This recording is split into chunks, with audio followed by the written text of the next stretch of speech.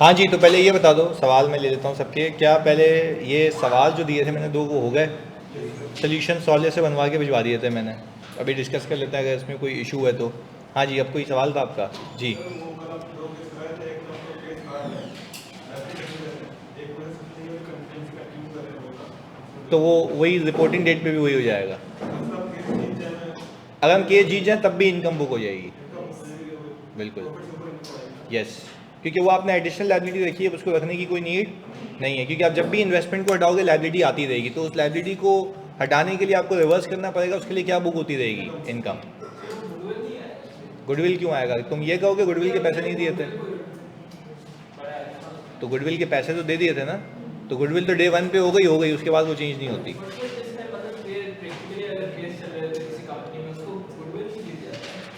है।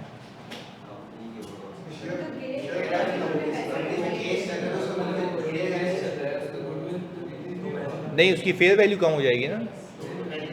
वो तो पहले इनकॉर्पोरेट कर ली ना, वो तो किया हुआ है। सही है भाई। सवाल ये था, मार्केट में जानी सुनना ऑनलाइन वालों, सवाल ये था कि सर अगर वो केस जीत जाए रादर देन हारने के बजाय, तब भी रिपोर्टिंग डेट पे आप जीरो रखेंगे, उससे अल्टीमेटली ये होगा कि आपकी जो लाइबिलिटी है वो तब भी रिवर्स हो जाएगी और वो अल्टीमेटली इनकम बन जाएगी, क्योंकि अब इस ग्रुप को फर्दर कुछ पे नहीं करना। तो this is the group income, क्योंकि आपने ही अपने नेट एसेट्स में उसको इनकॉर्पोरेट करके गुडविल रिकॉर्ड कर ली थी ना। अब सब्सिक्वेंटली अपनी लाइबिलिटी पे नहीं करनी है, कोई भी लाइबिलिटी आपको पे नहीं करनी होती है, तो आपकी इनकम बनती है।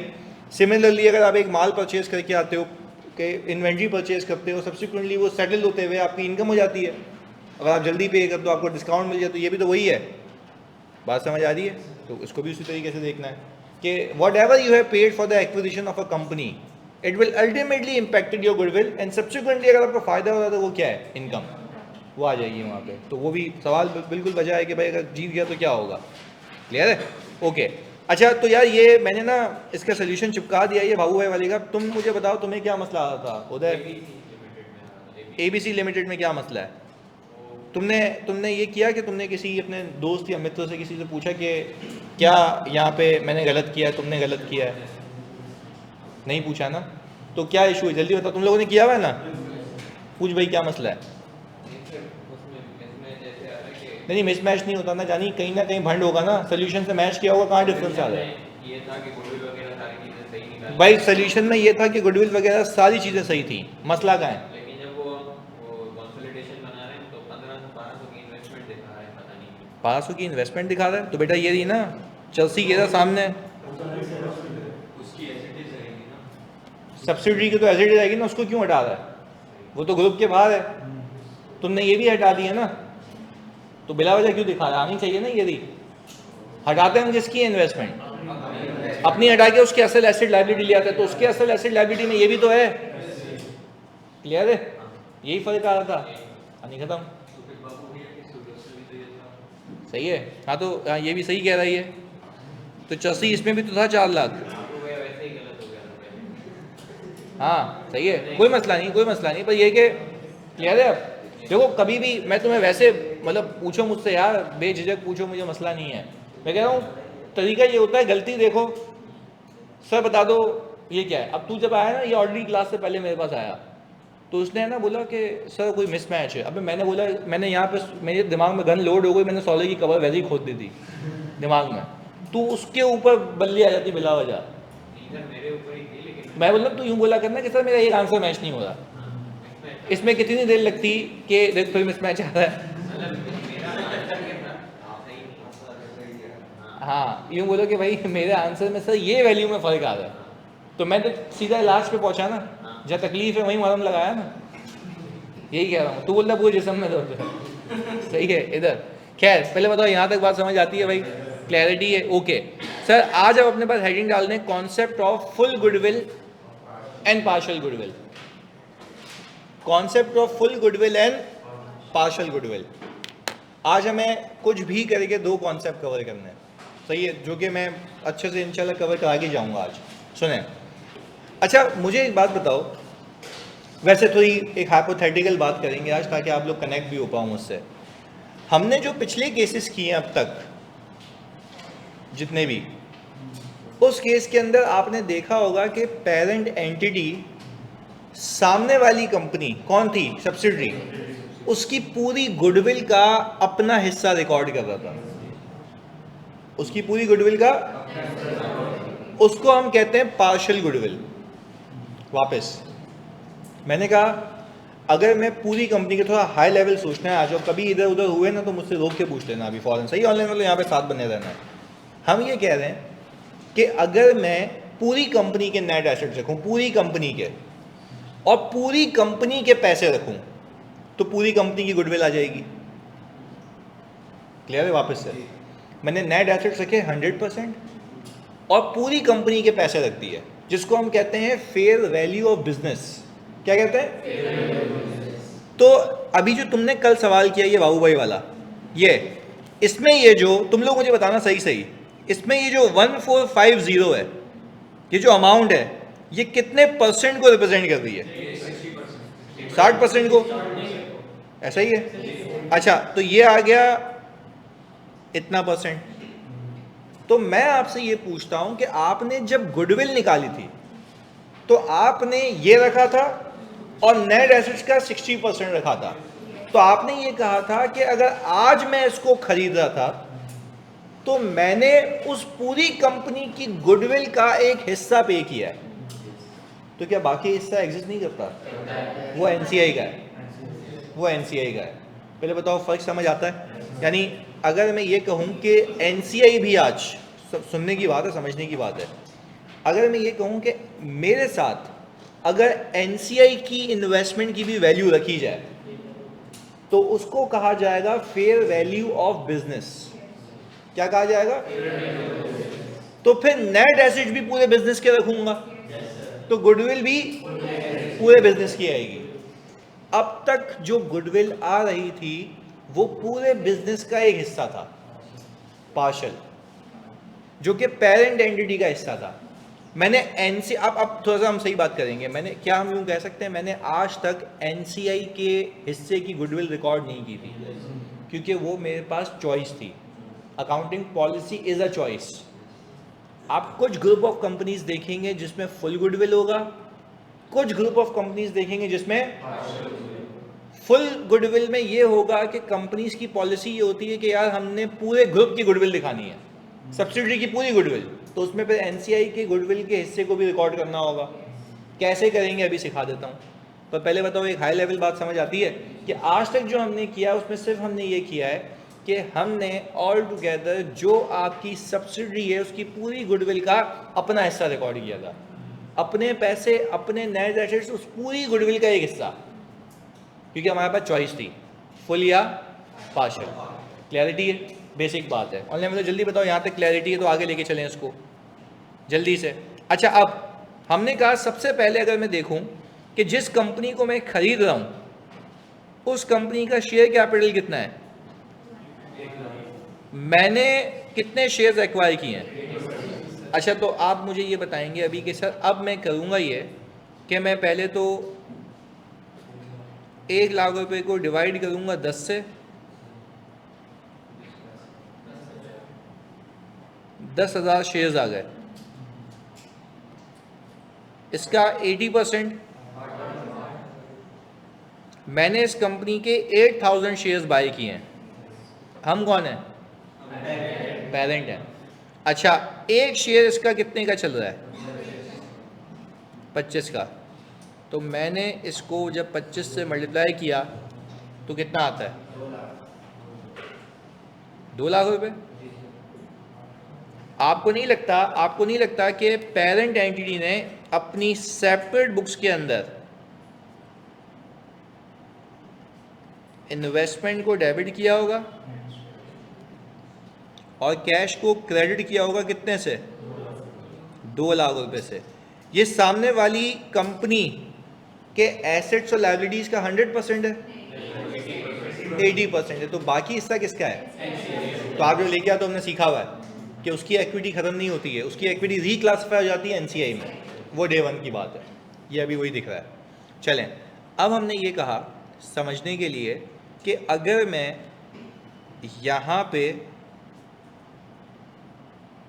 पार्शियल गुडविल की बात करूं तो पार्शियल गुडविल के अंदर हमने लिखा था इन्वेस्टमेंट ऑफ पेरेंट कितनी, 2 लाख रुपए। अच्छा, और अगर मैं अज्यूम करूं कि कोई मेरी फेयर वैल्यू एडजस्टमेंट नहीं है, तो यही कुल मिला के कितना हो गया? क्या हम कह सकते हैं यही हमारी fair value of net assets है? एक मिनट ना, टोटल तो ये है ना, ये तो 100% है। अच्छा, तो अब हमने कहा कि भाई मैं यहाँ पे नेट एसेट्स का कितना आता है? 160। तो हमारे पास जो गुडविल आ रही है वो 40,000 की है। ये हमने कहा ये आ गई हमारी गुडविल। अच्छा, ये गुडविल किसकी गुडविल है? सब्सिडरी की गुडविल है, बट पेरेंट का हिस्सा। क्योंकि अच्छा, तो बाकी 20% की फेयर वैल्यू और बाकी 20% के नेट एसेट्स का जो फ़र्क है वो एनसीए की गुडविल है, जो कि हमने रिकॉर्ड नहीं की थी। अब ज़रा यहाँ पे कहानी सुनेंगे। ये देखो, हमने कहा अब हम आ गए फुल गुडविल पे। हमने ये कहा कि सर मैं यहाँ पे इन्वेस्टमेंट ऑफ पेरेंट कितना है, यहाँ पे देखिएगा क्या लिखा है मैंने, फेयर वैल्यू ऑफ एनसीआई। ये बड़ी इंपॉर्टेंट चीज़ है यहाँ पे सीखना। फेयर वैल्यू ऑफ एनसीआई का मतलब ये है कि आप ये अज्यूम करें कि इस दिन पे अगर एनसीआई आपके साथ मिल के खरीदता तो वैल्यू क्या होती, जबकि खरीद वो नहीं रहा, वो पहले से इस कंपनी का मालिक है, आप अभी एंटर हुए हो। तो आपको कहा जा रहा है तसव्वुर करो कि अगर एनसीआई आज आपके साथ मिलके इस दिन पे इस कंपनी के शेयर्स खरीदता तो कितनी वैल्यू होती उसके शेयर्स की। मेरे शेयर्स की वैल्यू कितनी है, उसके शेयर्स की वैल्यू कितनी है, अभी देख लेते हैं। हमने कहा था उसके शेयर की वैल्यू ऐसे निकलेगी ना कि 2000 उसके शेयर्स हैं इंटू 25 कितना आ गया, तो आपने कहा यह आ गया 50,000। जैसे ही मैंने इन दोनों को ऐड किया,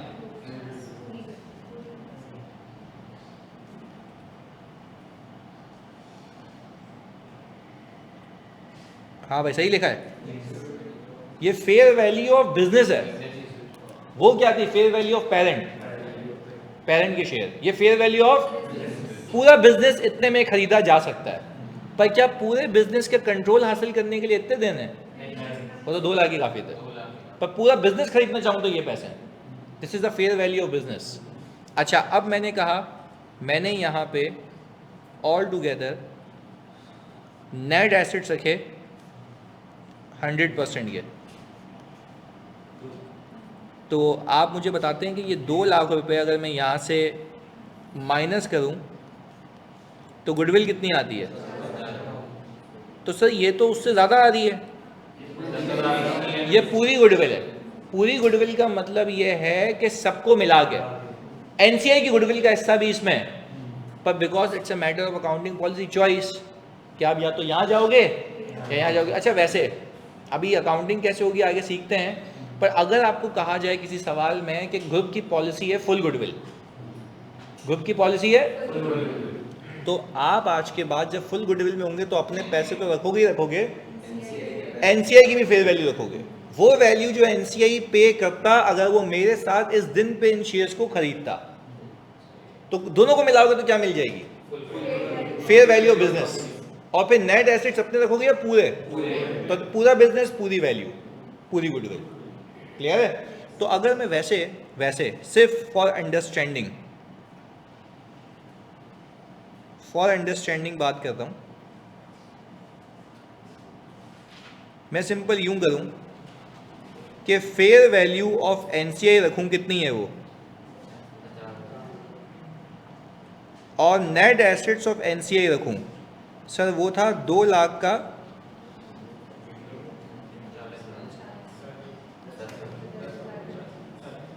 तो ये हमारे पास ऑल टुगेदर कितना आ गया। क्या इस बात को मानते हो कि यहाँ से यहाँ तक के सफ़र में ये 10,000 का ही फ़र्क है, जो आपने पहले रिकॉर्ड नहीं किया हुआ था, आपकी चॉइस थी, आपकी चॉइस थी। अच्छा, अब अकाउंटिंग सिखा दें, दिमाग में कॉन्सेप्ट फिक्स हो जाएगा। पहले बताओ फ़र्क समझ आता है? अकाउंटिंग सिखाता हूँ, कहानी यहाँ ख़त्म हो जाएगी। मुझे बताओ, जब आप पार्शियल गुडविल करते हो, कौन सी गुडविल भाई? Partial goodwill. तो पार्शियल गुडविल के अंदर जल्दी से मुझे बताना, डे 1 के ऊपर क्या आप एनसीआई को उसके शेयर के ऊपर क्रिएट करते हो? थॉट लगाते हैं कि आपने जब डे 1 पे कंसोलिडेशन की तो आपने अपनी इन्वेस्टमेंट को हटाया 80% और एसेट ले आया 100%, तो उसका 20% एनसीआई को दे दिया, उसका हिस्सा, एसेट और लायबिलिटी का उसका हिस्सा। क्लियर है? तो आपने कहा कि भाई इस केस में वो कितना बनता है, ये कैसे निकाला सर? 2 लाख का। ये कब किया हमने? जब डे 1 पे। अच्छा, अगर वैसे तुमसे पूछता हूं, जब तुम आगे कुछ कमाओगे तो ये शेयर बढ़ता रहेगा, क्योंकि एसेट्स में इसकी इनकम शामिल होगी, उसके एसेट्स भी लेके आ रहे हो और प्रॉफिट भी दे दो उसको, बैलेंस शीट फिर टैली। क्योंकि रिपोर्टिंग डेट पे जब आप जाओगे तो रिपोर्टिंग डेट पे फिर तुम लोग इन्वेस्टमेंट को हटाओगे, एसेट को लेके आओगे कॉस्ट प्लस पे। तो फिर डे 1 पे कॉस्ट थी, अब कॉस्ट प्लस है, आपकी भी एसेट्स हैं तो उसको भी प्रॉफिट दोगे ना, तब बैलेंस शीट क्या हो गई थी? टैली हो गई थी। ये डे 1 हो गया। यहाँ तक कोई मसला? ये किया हुआ है हमने। अच्छा, व्हाट इफ मैं अगर कहूँ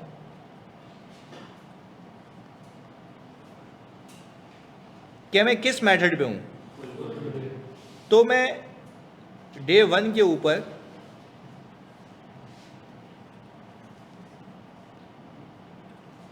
फेयर वैल्यू ऑफ एनसीआई से क्रिएट करूंगा, वो कितना है? देखो फर्क क्या है, मैं तुम्हें सिखाता हूँ।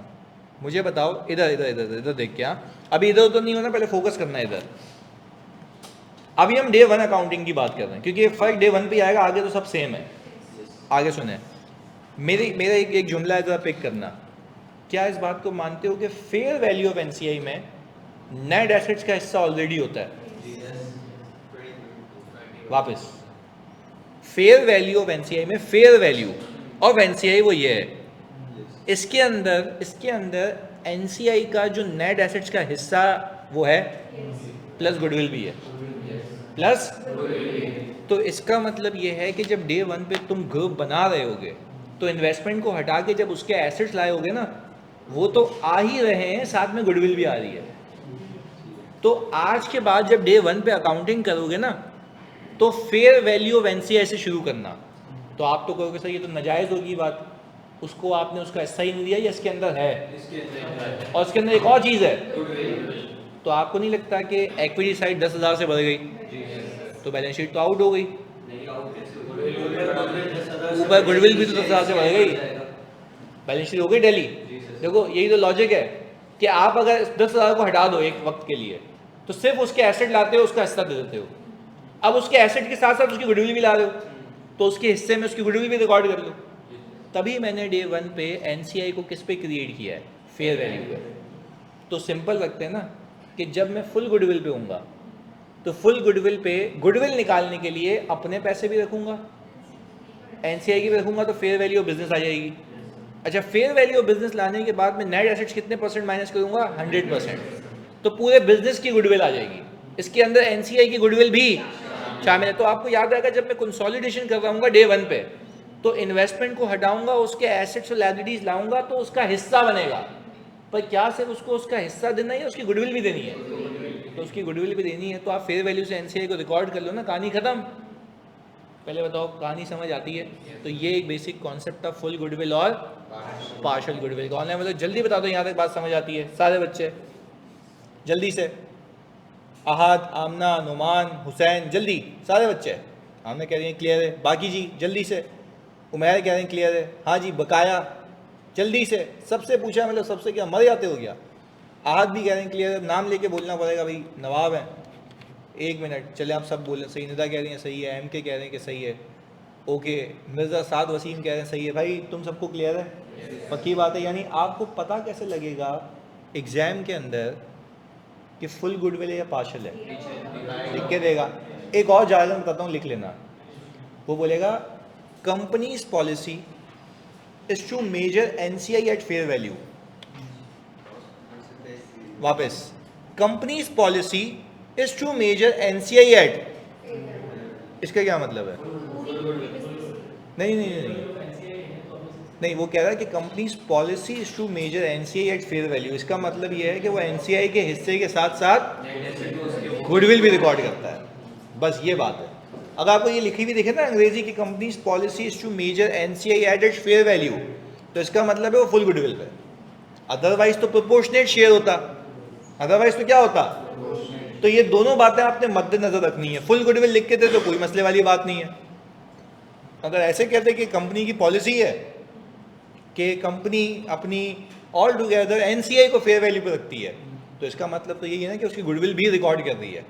तो यही तो हमने कॉन्सेप्ट लिया है यहाँ पे, फुल गुडविल और पार्शियल गुडविल का सवाल। अभी आपने एक मिनट पहले कुछ स्टेप्स बताए थे फुल गुडविल वाले।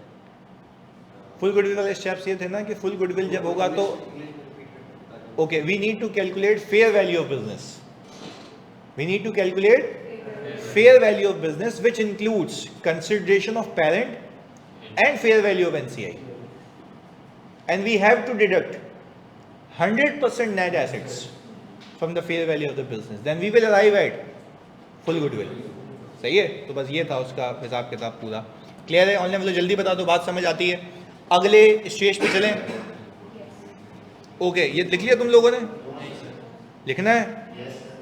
जल्दी लिखो, तो जल्दी। सवाल तो ये था, पर ये बड़ा आसान है। मैं चाह रहा हूँ ये करा दूँ पहले मैं, कॉन्सेप्ट ऑफ इंटेंजिबल, ताकि आप फिर ज़रा कर लेना ना इसको। क्या कहते हो? कॉपी करना है तो आई एम अवेलेबल, कोई मसला नहीं। पर मैं कह रहा हूँ अगर ये समझ आ गई तो आगे चलते हैं, आगे चलते हैं ना।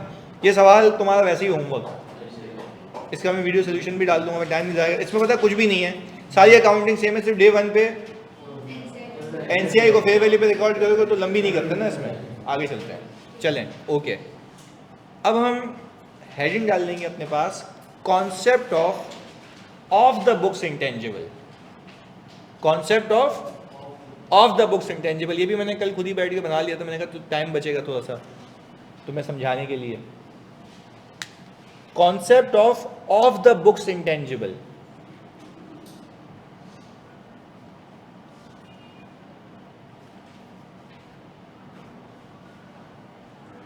अच्छा हैरानी की बात तो यह है कि अब तक आपका कंसोलिडेशन कोई सिर्फ 20 से 25% हुआ है।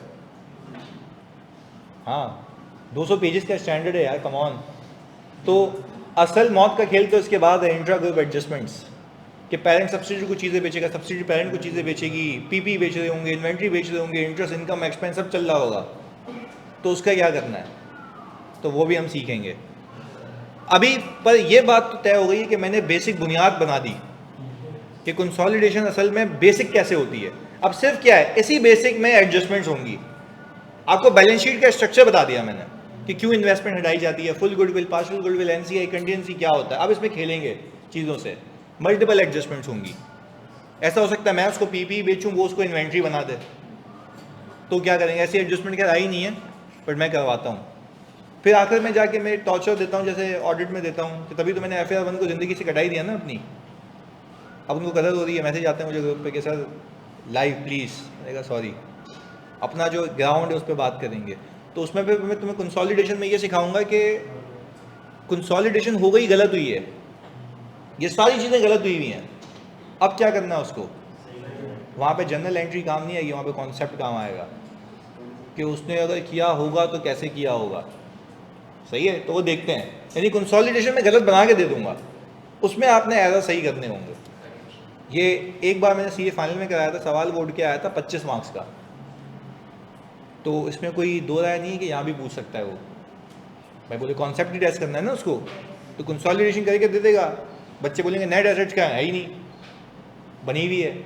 खाली आपने सोचना है कि अगर नेट एसेट्स में क्या छेड़खानी होती तो मेरी बैलेंस शीट पे इम्पैक्ट क्या आता, तो वो देखेंगे। अभी वहाँ पे पहुँचते हैं, पर मैंने आपको सिर्फ ये हेड्सअप दे दिया है कि 20 से 25% कंसोल हुआ है अभी, सिर्फ बेस बनाने के लिए। अब आगे देखो कैसे, जब मैं इंट्रा ग्रुप एडजस्टमेंट कराऊंगा ना, असल मज़ा नशा तो वो है जिसके लिए मैं कहता हूँ कि मज़े की चीज़ है ये। सही है, सीखते हैं आगे चलें।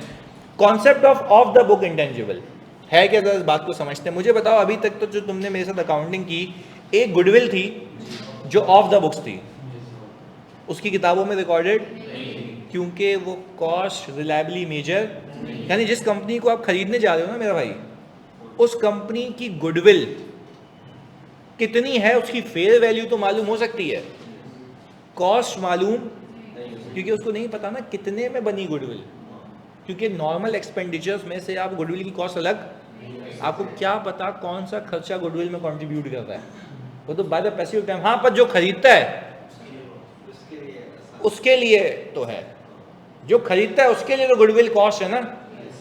अच्छा, अगर वैसे तुमसे पूछना, एक बार मैंने ग्रुप बना दिया, उसके बाद भी गुडविल की वैल्यू ऊपर चली गई, तो फिर मुझे नहीं पता कितने पैसे लग रहे हैं, ऐसा है ना, तो गुडविल फिर रीवैल्यू नहीं होती, वन टाइम पे कर लिया तो कर लिया, भाई ये बात होती है।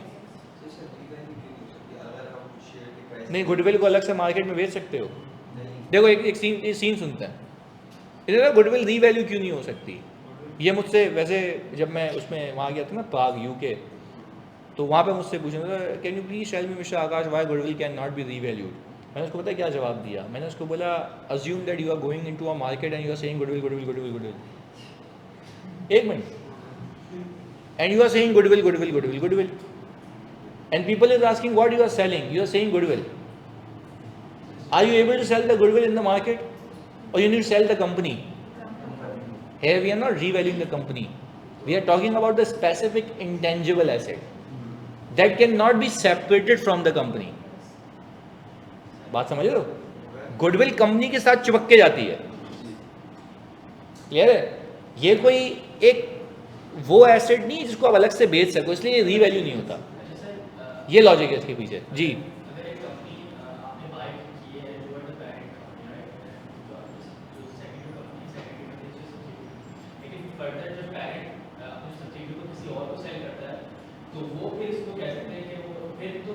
नहीं देखो, जब वो फिर वही बात आ गई ना, एक मिनट, जब मैं किसी को बेचूंगा तो वो उसके लिए गुडविल है, मैं अपनी गुडविल डी रिकॉग्नाइज करूंगा, मेरे लिए गेन लॉस हो जाएगा, खत्म, उसके लिए होगी ना, उसके लिए होगी ना। तो मैं कह रहा हूं, मैं तो एक बार खरीद के रुक जाऊंगा, उसके बाद मैं कुछ नहीं करता, क्योंकि अलग से नहीं बेच सकता।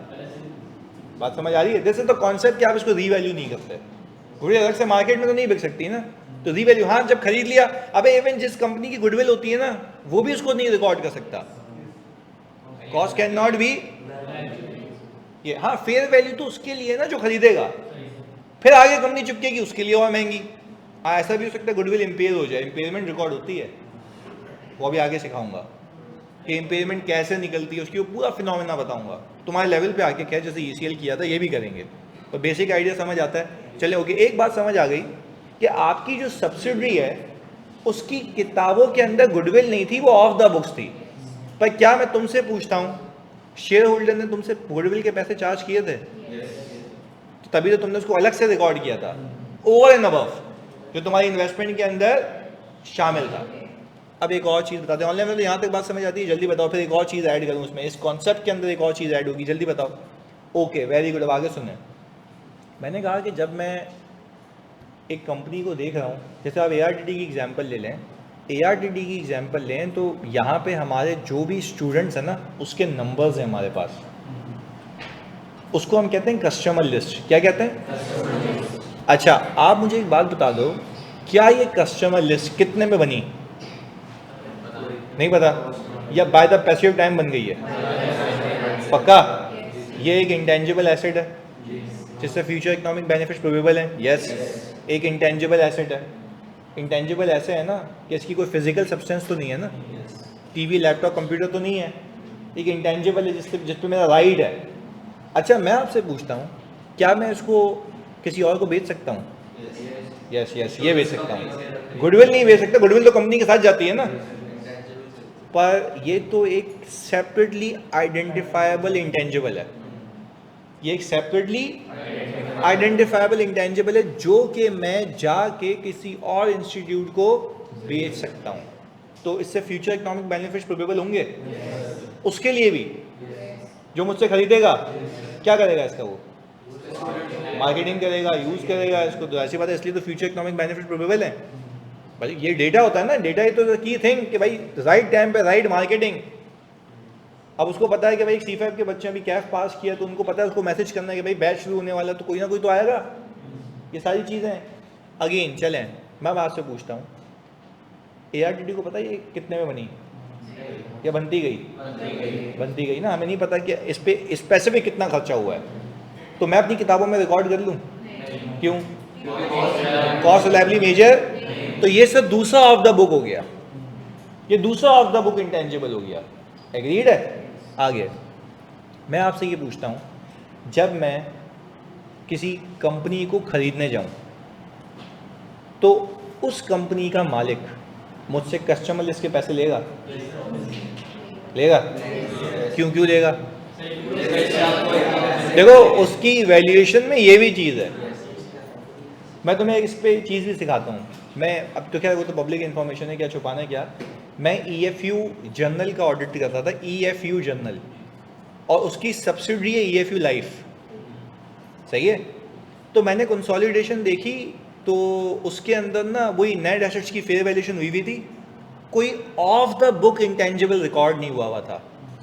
ऑफ द बुक इंटेंजिबल, मैंने क्लाइंट के पास गया, मैंने कहा यार ऑफ द बुक इंटेंजिबल तुमने रिकॉर्ड नहीं किया। उसने बोला भाई गुडविल की तो है। मैंने कहा हेलो, इंश्योरेंस कंपनी में सबसे इंपॉर्टेंट कस्टमर लिस्ट होती है। इंश्योरेंस कंपनी में सबसे इंपॉर्टेंट क्या होती है?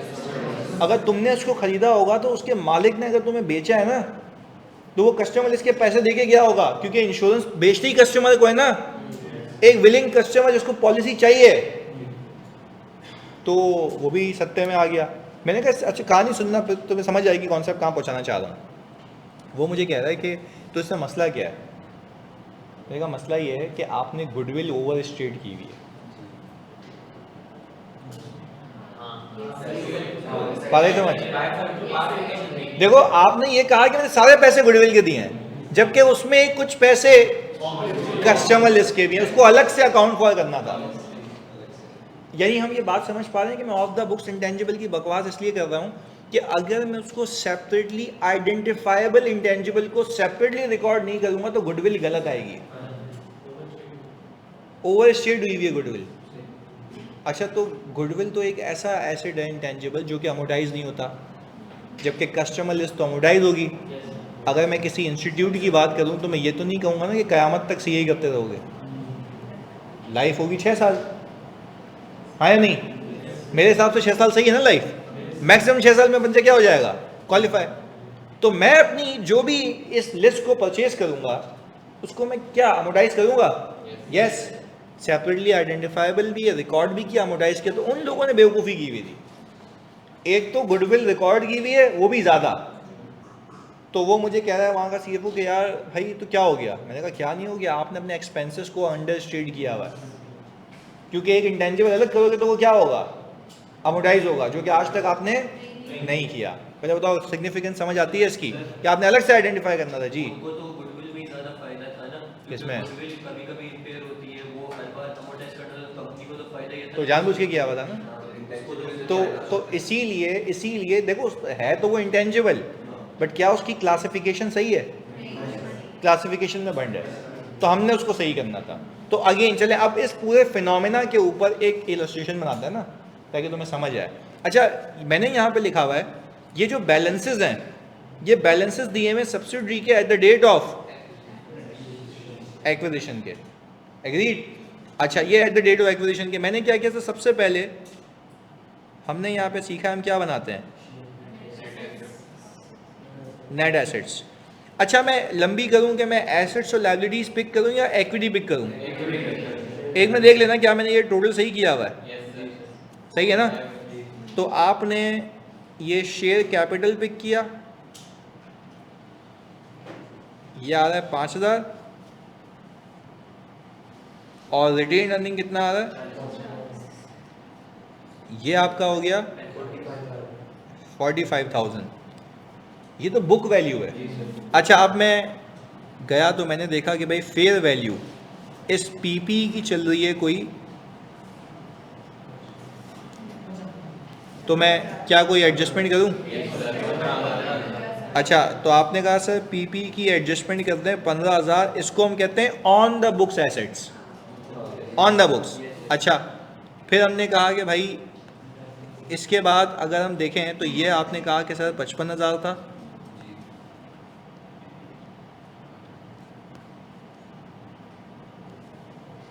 इसको ज़रा हम यहाँ लगा लें। ओके, अच्छा फिर हम आ गए सॉफ्टवेयर पे। अच्छा, जब हम सॉफ्टवेयर पे गए तो हमें पता लगा कि भाई इसकी वैल्यू चल रही है 25,000 की, तो क्या करें? सॉफ्टवेयर सॉफ्टवेयर तो amortize होगा ना। तो होगा, वो तो है बुक्स में होते होते आया है। इसकी भी रिमेनिंग लाइफ होगी, वही वाली हरकत होगी जो पीपी के साथ होती है। कोई फ़र्क है क्या? एक टेंजिबल है, एक इंटेंजिबल है। अच्छा, इन्वेंट्री हमने कहा कोई अभी नॉट एप्लीकेबल, कुछ भी नहीं है। लायबिलिटी में भी कोई एडजस्टमेंट, तो अगर मैं एसेट और लायबिलिटी को एडजस्ट कर लूँ तो इक्विटी ऊपर नीचे होगी ना, वही किया हुआ है। अच्छा, अब मैंने कहा इन सब का टोटल कितना आता है? ये आ गया 65,000 सर। अच्छा, और हमें पता लगा कि हमने जो इसमें इन्वेस्टमेंट की हुई है वो 90,000 की हुई है। अच्छा, 90,000 तो शेयर प्राइस के हिसाब से निकाला गया होगा जो मैंने पैसे पे किए हैं। अच्छा, अब अगर मैं 90 को 65 से कंपेयर करूं तो गुडविल कितनी आ रही है? 25,000 की। यानी you are saying that you have paid 25,000 for goodwill. पर ऐसा नहीं है। अब जब मैं गया ना तो मुझे पता लगा कि इसी कंपनी की एक कस्टमर लिस्ट है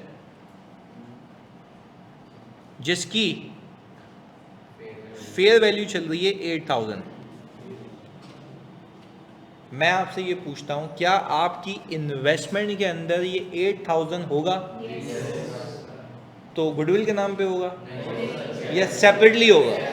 तो आप यहाँ पे फिर उसको रिकॉर्ड करें ना सर, आप यहाँ पे रिकॉर्ड करें, सही है ना? यानी अब ये अलग से ऐड होगा। सर ऐड होगा तो फिर अमोर्टाइज भी होगा? यस, बिल्कुल होगा। आप ही ने पैसे दिए तो फिर जब आप रिपोर्टिंग पे जाएंगे रिकॉर्ड करेंगे, अमोर्टाइज भी करेंगे, रिकॉर्ड करेंगे, अमोर्टाइज भी करेंगे, ये चलता रहेगा। क्योंकि आपको ये ग्रुप इतना महंगा पड़ रहा है, आप चीज़ों के पे कर रहे हैं तो उसको अलग अलग दिखाओ। उसको हम कहते हैं सेपरेटली आइडेंटिफाइबल इंटेंजिबल। क्या कहते हैं? वो भी ऑफ द बुक्स। अच्छा, ऑन द बुक्स का क्या हुआ? उसको तो अलग से, अच्छा उसकी एडजस्टमेंट अपनी है, ये अलग है। ये भी इंक्रीमेंटल है, ये पूरा इंक्रीमेंटल है। वो डिफरेंशियल इंक्रीमेंटल है, ये क्या है? पूरा इंक्रीमेंटल है। तो हमने यहाँ पे कितने लिख दिए? 8,000। अच्छा, हमने कहा यार अब 90 में कुछ और तो नहीं है। फिर मुझे याद आया कि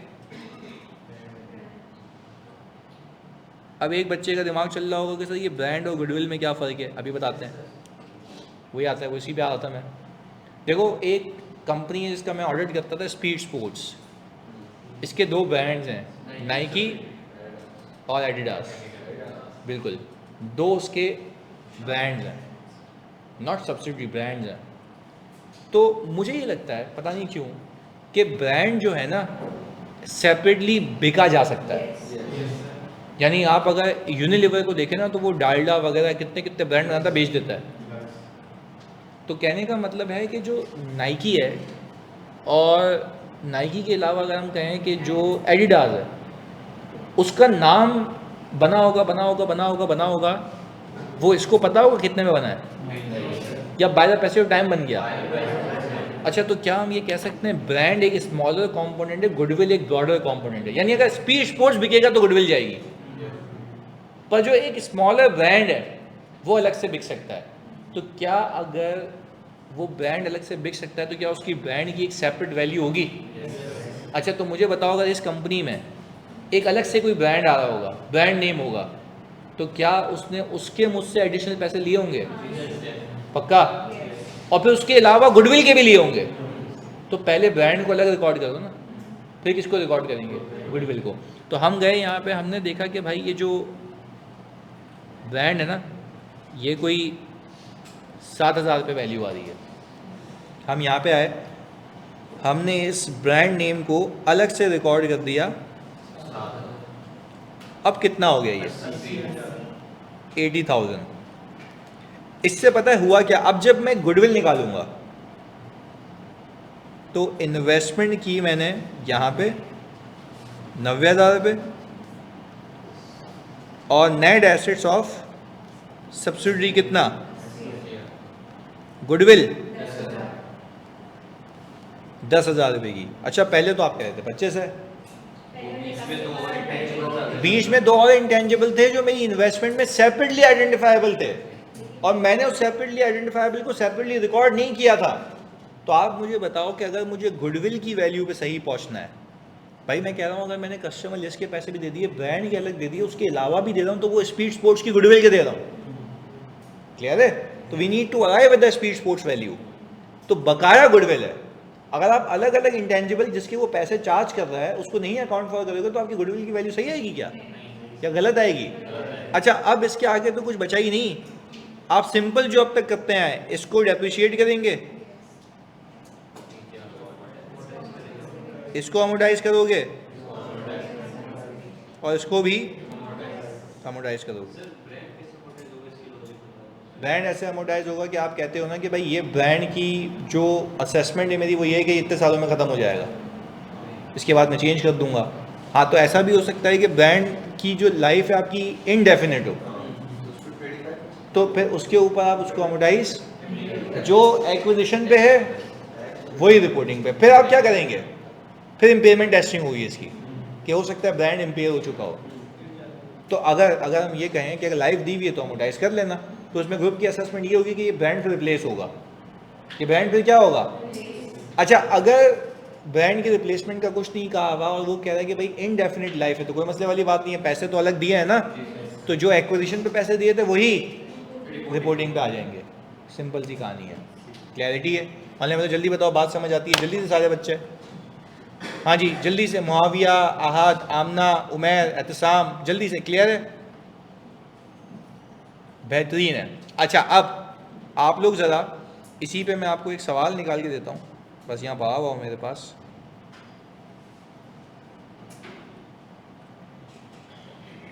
चलो पहले ये कर लो, इसमें ये ऑफ द बुक्स तो नहीं है पर ये फुल पार्शल वाला है। जल्दी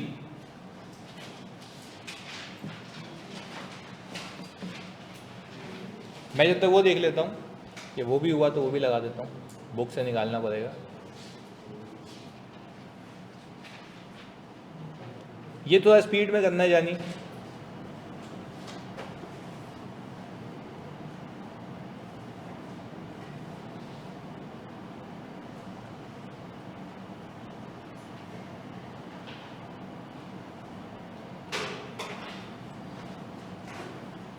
हम अपनी की फ्रेंचाइज बेचें तो इंटेंजिबल को फिर कैसे अकाउंट फॉर करेंगे? अरे भाई जब तू अपनी फ्रेंचाइज बेचेगा कंपनी की तो इंटेंजिबल कहाँ से आ गया तेरा? तो उसका इंटेंजिबल है ना जो तुझसे खरीद रहा है। आहद ये कैसी बात है?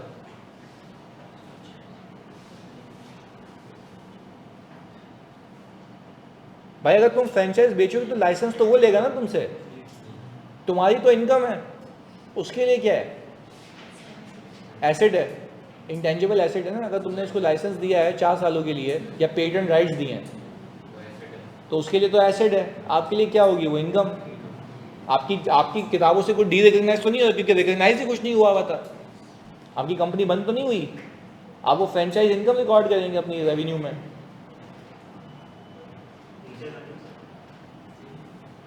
यही है भाई, जो है यही है।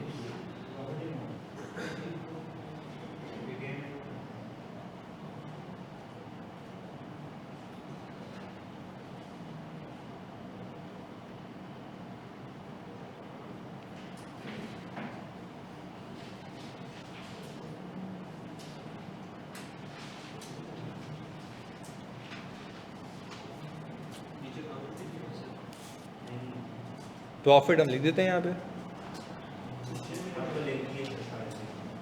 नहीं प्रॉफिट ये तो रिटेन अर्निंग तो ये है ना, प्रॉफिट हम लिख लेते हैं 1,50,000। सही है?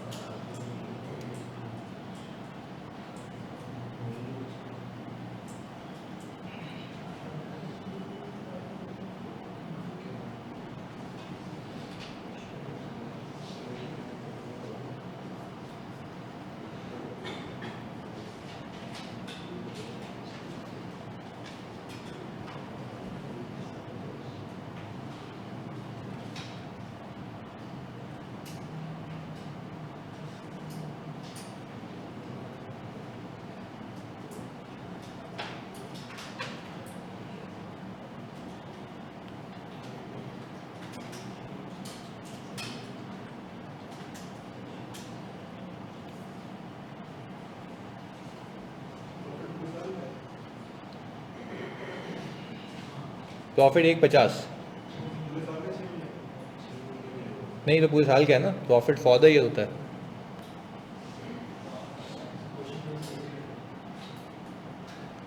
जानी यही है क्वेश्चन, नीचे क्या देखेगा? प्रॉफिट फॉर द ईयर है 1.50।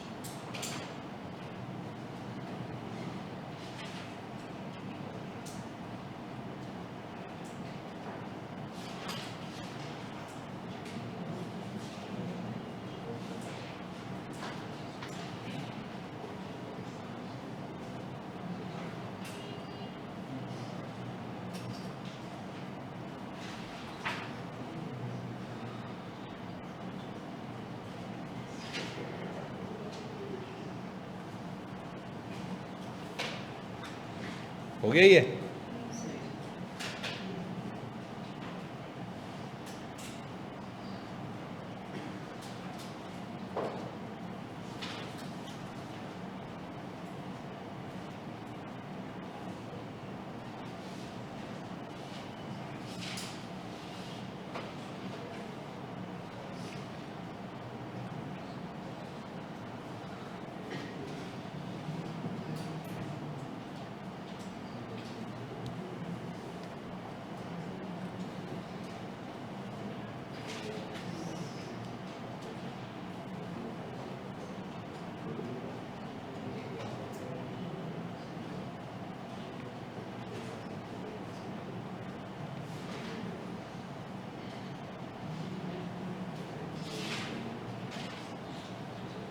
गुडविल कितनी आई?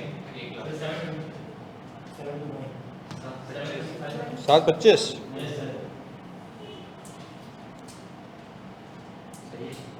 हाँ सही होगी।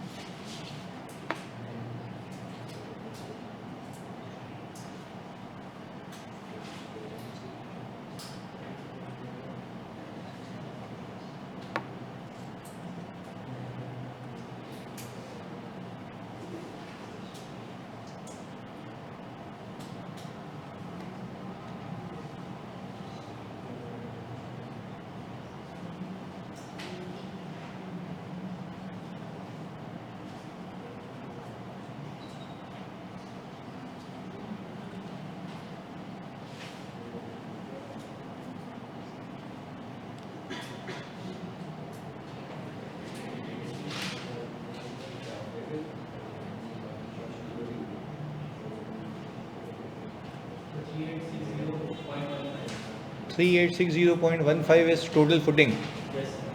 Okay.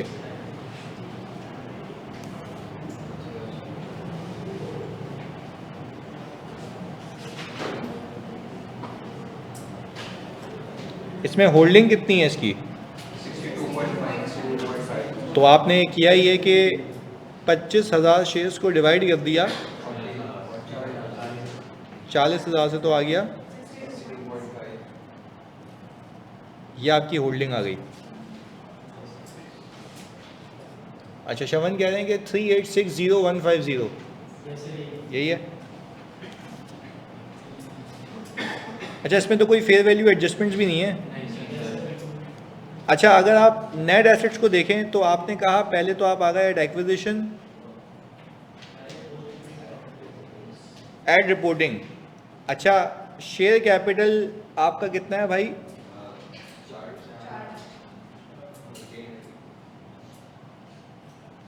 और आपकी जो रिटेन अर्निंग है, क्योंकि आपने इसको ख़रीदा है 30 जून को, तो आप उसको लेके आएंगे आधा साल पीछे, तो आपकी रिटेन अर्निंग कितनी आ रही है? अगर मैं सिंपल 650 में से 75,000 माइनस कर लूँ कितना आता है? 575,000, यहाँ पे कितना आ जाएगा 650। कितने लोगों ने इसमें गलती की है ये ख्याल रखना, क्योंकि वो हाफ ऑफ द ईयर पे ख़रीदा गया है, सही है, प्रॉफिट पूरे साल का है, सही है, बढ़ मारा था, हो गया सही। इधर चलें, अब मुझे बताओ कोई फेयर वैल्यू एडजस्टमेंट तो नहीं है इसमें, ये कितना आ गया, एक्विजिशन पे रिटर्निंग 5 लाख कैसे हुई, चस्सी खरीदी कब है ये, सही है। अच्छा ये बता दें भाई 975 10 जी 570 समझ नहीं आया। 650 में से आप अगर लेस कर दें 150 into 6/12 profit for the year है ना, और आपने सब्सिडी खरीदी कब है, और आपकी ईयर एंड के प्रॉफिट के अंदर, ईयर एंड की रिटेन अर्निंग के अंदर पूरे साल का प्रॉफिट होगा। तो आपको अगर 6 महीने पीछे जाना है तो आप कितने महीनों का प्रॉफिट माइनस करेंगे, 6 महीनों का। तो मैंने पूरे साल का प्रॉफिट दिया था, आपने 6 महीने वर्क बैक करके वहाँ पहुँच गए आप, सही है। तो 575 आ रहा है ऐसे। अच्छा अब आपने कहा कि भाई गुडविल की कैलकुलेशन, अच्छा ये बता दो गुडविल में फुल गुडविल है पार्शल है, वो कह रहा है फेयर वैल्यू पे रखती है कंपनी। अच्छा तो आपने यहाँ पे इन्वेस्टमेंट ऑफ पेरेंट रखा, वो कितनी है 1250,000। अच्छा फिर आप कहेंगे फेयर वैल्यू ऑफ, यहाँ पे निकालनी है, गिवन है 375,000, इन दोनों का सम कितना आता है 1625,000 इस आपका total fair value of business. अच्छा आपने कहा नेट एसेट्स ऑफ सब्सिडरी, वो भी कितने परसेंट,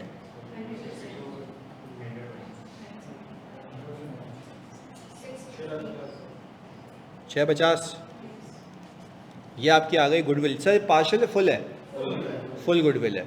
अच्छा फिर एनसीआई को हम क्रिएट करेंगे किस पे, फेयर वैल्यू पे, why not share of net assets, क्योंकि फेयर वैल्यू पे तो रखते हैं, पर फेयर वैल्यू के अंदर उसका हिस्सा नहीं होता क्या, और प्लस क्या होती गुडविल। तो हम तो दोनों चीज़ें दे रहे हैं ना उसको, हम कह रहे हैं तुम्हारा हिस्सा नेट एसेट का ये, तुम्हारी गुडविल भी रिकॉर्ड कर रहे हैं, ऊपर तुम्हारी गुडविल रिकॉर्ड की है तो तुम्हारा हिस्सा भी तो है ना ये, अभी जो सीखा था। तो आप मुझे बताएं यहाँ पे मैं 375,000 रखूँगा। अच्छा वैसे अगर आप 975 का हिस्सा निकालेंगे ना तो वो इससे कम है, अगर आप 975 का हिस्सा निकालें तो वो कितना आता है, 975 का हिस्सा कितना है एनसीआई का 37.5, 37.5 है ना, कितना आ रहा है 3, ये कितना आ रहा है, तो ज़्यादा क्यों आ रहा है, गुडविल है, उसकी गुडविल रिकॉर्ड की है, तो क्या उसका हिस्सा नहीं दिया, गुडविल भी दे रहे हैं भाई, यही फ़र्क है, ऊपर गुडविल बढ़ गई, नीचे एनसीआई बढ़ गई, बैलेंस शीट टैली है, आगे तो सारे कॉन्सेप्ट ही सेम है, आगे सब सेम है। अच्छा अब आपने इन दोनों का डिफरेंस लिया तो जानिए आपको मिल गया 1.25,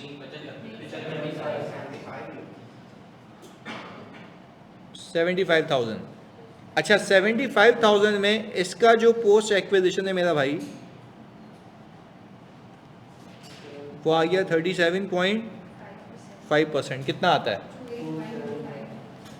281, बस 25, 28125, ये कितना आ गया सम 403,125, यही है एनसीआई। ये एनसीआई की रिपोर्टिंग डेट की वैल्यू है जिसमें एनसीआई का हिस्सा प्लस गुडविल और प्लस प्रॉफिट तीनों है, हम भी तो यही कर रहे हैं। चलें और हमने कहा कि सर इसके बाद हम बना सकते हैं ग्रुप रिजर्व। ग्रुप रिजर्व के अंदर रिटेन अर्निंग ऑफ पेरेंट कितना है भाई? 1758000, यही है। और आपने यहाँ पे फेंक दिया पोस्ट एक्विजिशन कितना है? 46875। या आपने वही 62.5% 75,000 का, तो ये टोटल कितना आ गया?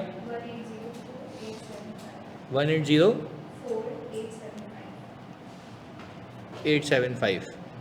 तो सर अब अगर हम इसकी बैलेंस शीट बनाएंगे तो बाकी सारी चीज़ें आ जाएंगी, सिवाय फ़र्क किस चीज़ में होगा? गुडविल और एनसीआई। बैलेंस शीट बना लोगे इसकी?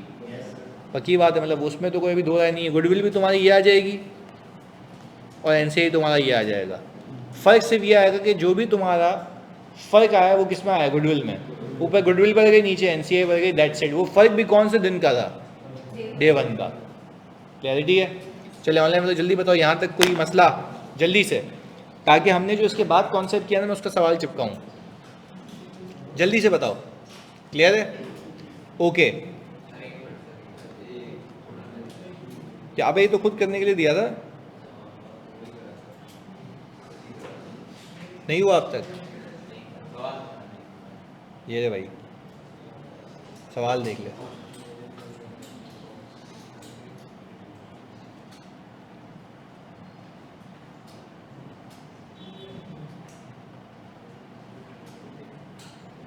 डन है? चलो जी, तो अब ज़रा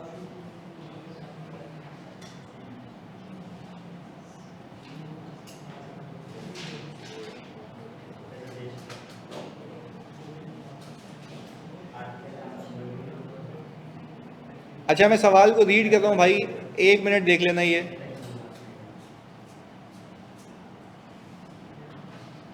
अच्छा भाई यहाँ पे दिया हुआ है बैलेंस शीट एज एट जनवरी 1, 2018। अच्छा भाई ये बैलेंस शीट हम यहाँ पे उसको जनवरी 1 हटा के, ये मैंने अभी अभी क्योंकि निकाला है, 31 दिसंबर 2018 ये रिपोर्टिंग डेट की दी हुई है। सही है? आगे, on January 1 Mars limited acquired 45,000 shares of Munna limited. सही है? जनवरी 1 को यानी 1 साल पहले ये हिसाब किताब हुआ हुआ है। और बैलेंस शीट कब की दी हुई है? 1 साल बाद की। ये आ गया आपका 31 दिसंबर 2018। अच्छा, Munna limited earn a profit of 80,000 during the year. There is no change in share capital since the date of acquisition. यहाँ पे कहा जा रहा है the date of acquisition all assets and liabilities were equal to their fair value except the following: for the building whose fair value exceeded its carrying amount by। अच्छा एक minute, अब hold on, यहाँ पे एक चीज़ बताओ, इसका क्या मतलब है कि ये डिफरेंस बताया हुआ है, यानी आपको कंपेयर नहीं करना, ये डिफरेंस बताया हुआ है, यानी ये बोल रहा है फेयर वैल्यू इतने से एक्सीड कर गई थी कैरिंग अमाउंट से, तो आप सीधा सीधा अच्छी बात है उसको चिपका देना सीधा सीधा। आगे, रिमेनिंग यूजफुल लाइफ इसकी दी हुई है 5 साल। फिर लैंड कह रहा है जिसकी fair value exceeded it's carrying amount by 15,000। यहाँ तक कोई मसला? ये तो ऑन द बुक्स हो गए। आगे देखते हैं। At the date of acquisition the directors of Mars limited the parent estimates that the Munna limited has unrecognised brand name of its one of its product which has a fair value of. तो क्या वो इस balance sheet में था या over and above है? क्या आपकी इन्वेस्टमेंट में होगा? अच्छा, तो आपने कहा and a useful life of at the date of acquisition the director wished to book this asset as a separate asset on the consolidated। क्या उनकी विश बिल्कुल सही है? यस, और उसको रिकॉर्ड भी करेंगे और अमोर्टाइज भी करेंगे। अब ये पता नहीं क्या कह रहा है। Contingency is disclose in the financial statements of rupees. At acquisition the contingency was settled before the year end. तो सेटल हो गई है, तो डे 1 का माइनस होगा और रिपोर्टिंग पे नहीं आएगा, ऑटोमेटिक इनकम बुक हो जाएगी। अच्छा, ये इसका क्या मतलब है? फुल गुडविल है। मैं आपको ना इसका ये सवाल दे रहा हूँ, इसका सोल्यूशन भी इसके आगे चिपका के दे रहा हूँ, सही है। पर आज मैं आपको, क्योंकि मैं इस्लामाबाद जा रहा हूँ ना, कल छुट्टी होगी हमारी, उसके बाद से हमारी रेगुलर क्लासेस हैं और मैं क्लासेस की टाइमिंग 2 से 2.5 घंटे कर दूँगा, मुझे थोड़ा सा उसको कवर करना है। तो कहने का मतलब है आज सवाल मैं खुद बना के भेजूँगा, थोड़ा सोच के करना, सही है। चलो मैं सोल्यूशन इसका लगा के दे रहा हूँ, पर पहले बताओ ये ऑफ द बुक्स वाला कॉन्सेप्ट समझ आ गया? फुल गुडविल पार्शियल गुडविल समझ आ गया? असल खतरनाक कंसोलिडेशन शुरू होगा अगली क्लास से, तो उससे पहले प्लीज़ इस पर ग्रिप अच्छी सी करके आना, रिवाइज करके, क्योंकि उसमें भी छेड़खानियाँ होंगी चीज़ों में, सही है जी रानी?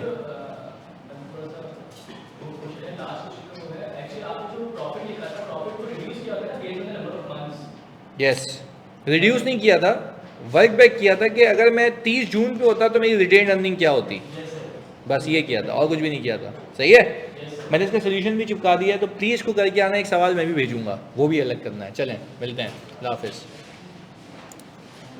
नहीं ऐसे